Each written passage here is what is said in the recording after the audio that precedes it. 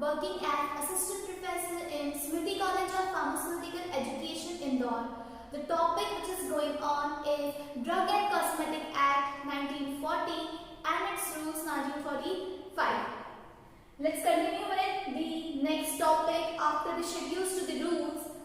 It is manufacture of drug.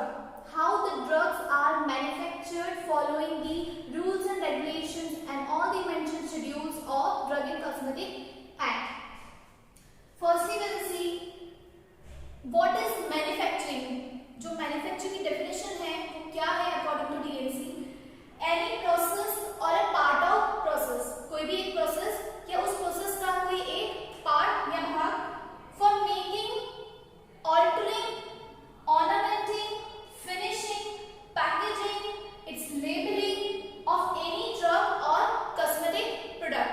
अगर हम कह रहे हैं कि किसी भी drug product या cosmetic product जो हमने बनाया है उसकी processing करना, उसकी making, उसमें कुछ alterations करना, किसी भी तरीके की finishing देना, उसको packaging, labeling, वो सभी तरीके की चीजें जो हैं as a complete process from making to labeling. उन्होंने कहा है कि जब तक फिनिश गुड बनकर लेबल नहीं हो जाता, पैक नहीं हो जाता, लेबल नहीं हो जाता, वो सारी प्रोसेस जो है मैन्युफैक्चर प्रोसेस होती है.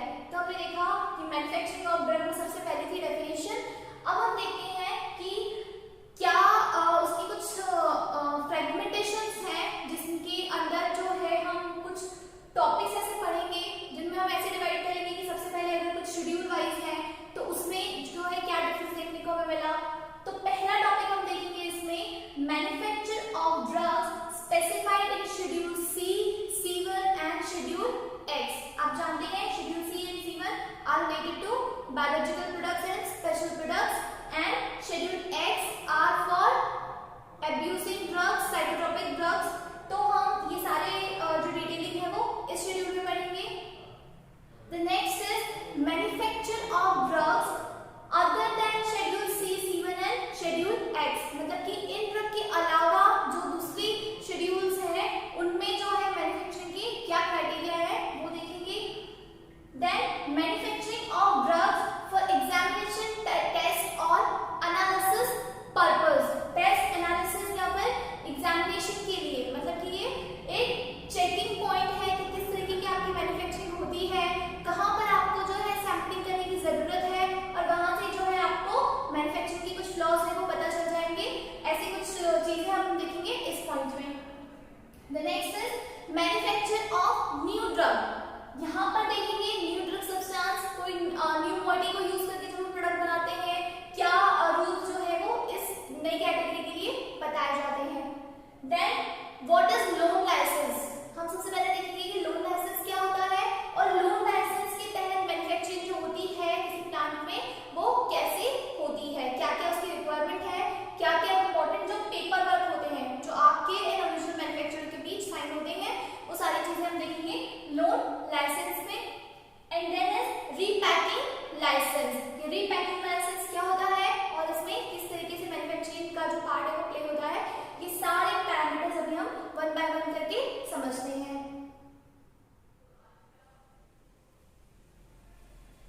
तो कंटिन्यू करते हैं पहले पॉइंट से. पहला पॉइंट था उसमें manufacture of drugs which are specified in the schedule C, C1 and schedule X.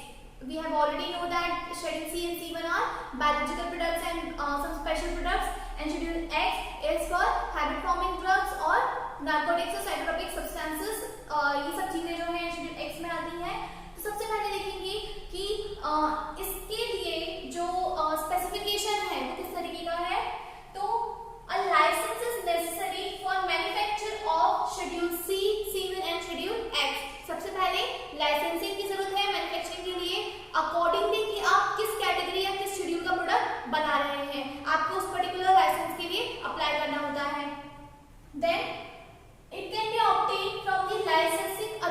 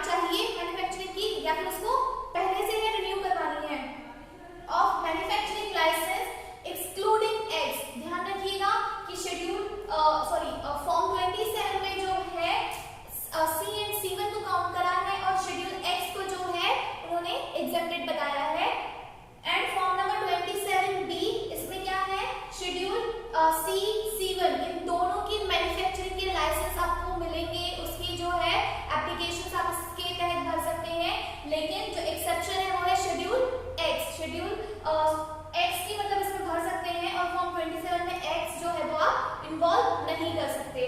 तो अगर मैं आपको बताऊं, फॉर्म 27 जब आप भरेंगे तो CO C1 के लिए होगा, और 27B जब आप भरेंगे तो वो एप्लीकेशन आती है CC1 including schedule X। Then the respective license issued in form 28 and 28B जो इशू होता है, ये जो प्रोसेसिंग है मैन्युफैक्चरिंग की, ये इशू होने के लिए जो इशू के लिए फॉर्म है वो है 28। Form number 28 is the requirement. Any additional drug application if you want to involve any kind of drug molecule, तो आपको जो एप्लीकेशन फी अमाउंट देना है वो चार्ज होता है फ्रॉम 50 रुपीज टू 500 तक। अब इसके बाद हम देखते हैं what are the condition for the grant of license. क्या कंडीशंस होती हैं? तो सबसे पहले कुछ पॉइंट्स मैंने बनाए हैं इसे इजी बनाने के लिए, आई होप आपको पढ़ने में इजी रहे। सबसे पहले रिक्वायरमेंट होती है अ टीम। जो टीम इस पे काम करती है वो किस तरीके की होती है कि there should be one supervisor along with a team, that means कि some employees, some members of the team. तो whole time employee, that means कि जो पूरे टाइम इस बात का मॉनिटर कर सके कि किस तरीके से जो है काम चल रहा है। एंड उनको जो है एक सुपरवाइजर उनके हेड होते हैं जो कि वो क्या करते हैं, वो देखते हैं कि सारे काम की जो फाइल्स उनके पास आती है वो सारे डेटा, सारे स्पेसिफिकेशन सही है या नहीं। देन प्रीमाइसेस रिक्वायरमेंट में क्या कहा है उन्होंने कि शेड्यूल M एंड M3 के अकॉर्डिंग आपकी प्रीमाइसेस रिक्वायरमेंट होना चाहिए, दैट मींस कि GMP के अकॉर्डिंग GMP फॉलो करना चाहिए। और उसकी रिक्वायरमेंट में प्रीमाइसेस मैन्युफैक्चरिंग से रिलेटेड आपकी जो भी इंस्ट्रूमेंट, डिवाइसेस, इक्विपमेंट्स वगैरह की रिक्वायरमेंट है वो सारी जो है आपको सेटिस्फाई करनी है, तभी आप जो है लाइसेंस ग्रांट कर सकते हैं। देन क्या रिक्वायरमेंट है जो एज अ होल आपको मैन्युफैक्चरिंग के लिए जिसकी जरूरत पड़ेगी, तो वहां पर है एडिक्वेट स्टाफ। सबसे पहले तो कि नंबर ऑफ पीपल जो कि आपके पर्टिकुलर किसी लैब में काम आएंगे, किसी स्टोरेज हाउस के मेंबर्स हैं, आपकी मैन्युफैक्चरिंग यानी कि 1 by 1 मैन्युफैक्चरिंग भी एक बहुत बड़ा पार्ट है। फ्रॉम प्रोडक्शन टू हमने देखा पैकेजिंग तक, लेबलिंग तक सभी काम उसमें आते हैं। तो आपकी एडिक्वेट स्टाफ की टीम जिसमें भी एक पर्सन ऐसा जरूर होना चाहिए जो उनको सुपरवाइज करता हो, ताकि टीम मेंबर्स जो हैं ठीक से काम करें और अगर कोई भी क्वेरी आती है तो सुपरवाइजर जो है वो रिजॉल्व कर सकता है। देन प्रीमाइसेस, हम मैन्युफैक्चरिंग को टीम की बात कर रहे हैं, उसके लिए जरूरी है कि प्रीमाइसेस इस अकॉर्डिंग हो, जैसे कि अलग सेक्शंस बने हो जहां पर मैन्युफैक्चरिंग, टेस्टिंग, स्टोरेज इन सब का काम होता है। Then space, particular infrastructure, devices, equipment, इन सबको, जैसे हम अगर सिंपल मशीन का एग्जांपल लें, अगर हम मशीनों को यूज करते हैं तो आपको पता है काफी हीट जनरेट होता है। तो अगर हम प्रोडक्शन डिपार्टमेंट में किसी पर्टिकुलर मशीन को असेंबल करने की बात कर रहे हैं तो आपको ध्यान रखना है कि स्पेस रिक्वायरमेंट भी इतना अच्छा हो। या फिर हम किसी टेस्टिंग की बात करते हैं तो टेस्टिंग के आसपास भी जो है सफिशिएंट स्पेस होना चाहिए, जिससे क्या है मैन पावर इजीली वर्कआउट कर सके। लैब इक्विपमेंट्स, जो भी नेसेसरी इक्विपमेंट्स एंड डिवाइसेस हैं वो अकॉर्डिंग टू आपके शेड्यूल होना चाहिए। इसमें भी क्राइटेरिया वाइज अगर हम देखें तो सबसे पहले testing unit, separate testing unit की रिक्वायरमेंट होती है, ताकि सभी तरीके के प्रोडक्ट, अगर हम बात कर रहे हैं कुछ मरीन प्रोडक्ट्स के, कुछ हम डिफरेंट बायोलॉजिकल प्रोडक्ट्स के, अगर हम प्लांट और एनिमल के अलग अलग प्रोडक्ट को यूज करके कुछ मैन्युफैक्चरिंग करते हैं तो उस तरीके के प्रोडक्ट को जो है सेपरेट टाइप की टेस्टिंग की रिक्वायरमेंट होती है एंड हाइजीन मेंटेन करने की भी रिक्वायरमेंट होती है। तो जो यूनिट एरिया है वो उस तरीके से थोड़ा सा सेपरेशन में होना चाहिए। एक कॉमन रूम हो सकता है लेकिन उसमें भी पार्टीशंस होना चाहिए। देन मैन्युफैक्चरिंग यूनिट, यानी कि अगर आपका मैन्युफैक्चरिंग यूनिट अलग है तो ये टेस्टिंग यूनिट उससे अलग होना चाहिए। ऐसा ना हो कि जिस प्लेस पर आपका मैन्युफैक्चरिंग हो रहा है वहीं कहीं नियर बाय आप उसका टेस्टिंग भी करते हैं। तो इन दोनों यूनिट में जो है काफी स्पेस मेंटेन होना चाहिए ताकि टेस्टिंग के रिजल्ट एकदम सही रिपोर्ट हो सके। देन सोफिस्टिकेटेड इंस्ट्रूमेंट लैब, जब कुछ अच्छी टेस्टिंग करते हैं हम कुछ बहुत ही अच्छे और सोफिस्टिकेटेड सेंसिटिव इंस्ट्रूमेंट को यूज करके, तो उसके लिए हम रिक्वायरमेंट देते हैं एक सोफिस्टिकेटेड लैब की, जहां पर उसे अच्छे से उन इंस्ट्रूमेंट को मतलब उनकी रिक्वायरमेंट के अकॉर्डिंग ट्रीट किया जा सके ताकि वो ज्यादा लॉन्ग टर्म पर हमसे यूज कर सके। देन बायोलॉजिकल लैब या माइक्रोबायोलॉजी लैब, अकॉर्डिंग कि आपका मैन्युफैक्चरिंग प्लांट किस तरीके का है, वहां किस रिक्वायरमेंट है। आपको अगर इनमें से जो भी सेक्शन आपके वहाँ यूज होता हो उस अकॉर्डिंग आप इसका सेपरेशन करके बना सकते हैं और वहां पर आपकी मैन्युफैक्चरिंग काम करती है।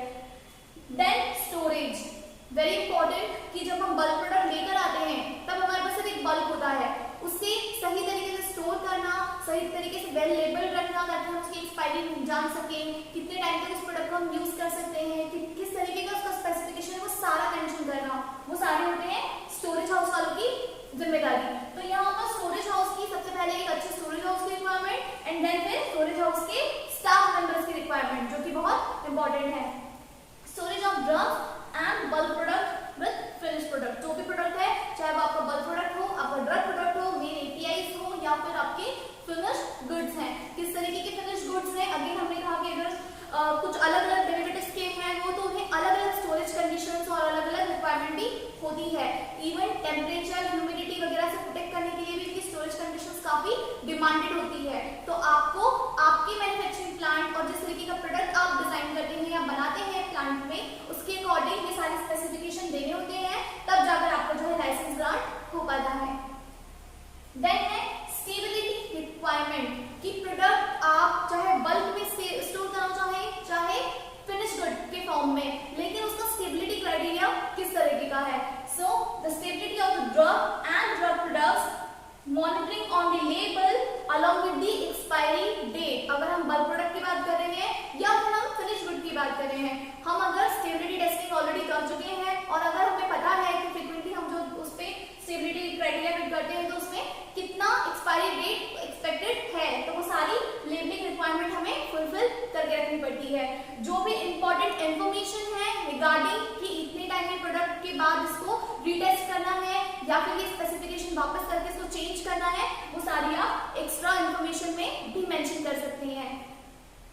Then in case of patent product और प्रोप्राइटरी प्रोडक्ट, अगर आप इस तरीके का कुछ मैन्युफैक्चरिंग करते हैं तब लाइसेंसिंग क्या डिमांड करती है।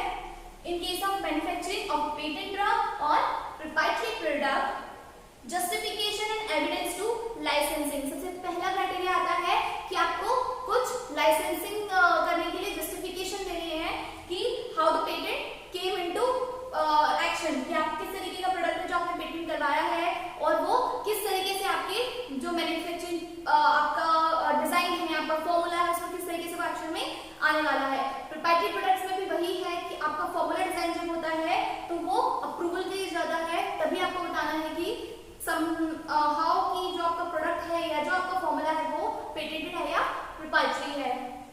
Then authority and licensing for it, यहाँ पर उन्होंने कहा है कि आपकी लाइसेंसिंग यूनिट की पहली जिम्मेदारी है कि उसके पास सारे स्पेसिफिकेशन होने चाहिए on paper along with the evidences. Therapeutic efficacy देखी जाती है, स्टेबिलिटी एंड स्टोरेज कंडीशन देखी जाती है कि अगर आप कह रहे हैं कि आपका प्रोडक्ट प्रोप्राइटरी प्रोडक्ट है तो उसकी थेरेपेटिक एफिकेसी किस तरह की है और उसकी स्टेबिलिटी और स्टोरेज कंडीशंस क्या डिमांड करती है। अगर वो सेटिस्फाइड है देन फिर आपको लाइसेंस ग्रांट हो जाता है। The next is GMP. GMP is good manufacturing practices. We have already studied that. Schedule M के अंदर आता है GMP और GMP के रिक्वायरमेंट्स के बाद ही आप जो है किसी भी तरीके की मैन्युफैक्चरिंग को फॉरवर्ड कर सकते हैं अपने प्लांट में। Requirements comply with schedule M और the GMP, one and same thing. Then validity, किसकी वैलिडिटी की बात हो रही है यहाँ पर, लाइसेंस की वैलिडिटी की, कि अगर आपको ये सारे सर्कमस्टेंसेस के प्रूफ्स और सारी चीजें अगर आप पेपर वर्क में दिखा देते हैं, आपको ये सारी चीजें अवेलेबल है और आपने लाइसेंस फाइल कर दिया है, आपको लाइसेंस ग्रांट हो चुका है और ग्रांट करने के बाद आपने मैन्युफैक्चरिंग आपकी कंपनी में स्टार्ट कर दी है। अब देखेंगे वैलिडिटी, कि आपने जो लाइसेंस की डिमांड की है गवर्नमेंट से, गवर्नमेंट ने कितने टाइम के लिए वो आपको अवेलेबल करवाया है। तो for a period of 5 years the license is available to you and after 5 years you have to renew along with the application and prescribed fee amount। 5 साल के बाद आपको उसे रिन्यू करवाना पड़ेगा, ये सारी कंडीशंस आपको फिर से प्रूव करनी पड़ेगी और documentation along with the evidence as you know and the prescribed fee amount। So ये पहला पॉइंट हमने देखा जिसमें हमने देखा कि C1 एंड शेड्यूल X के लिए किस तरीके की मैन्युफैक्चरिंग क्राइटेरिया थे एंड ग्रांट ऑफ लाइसेंस की रिक्वायरमेंट्स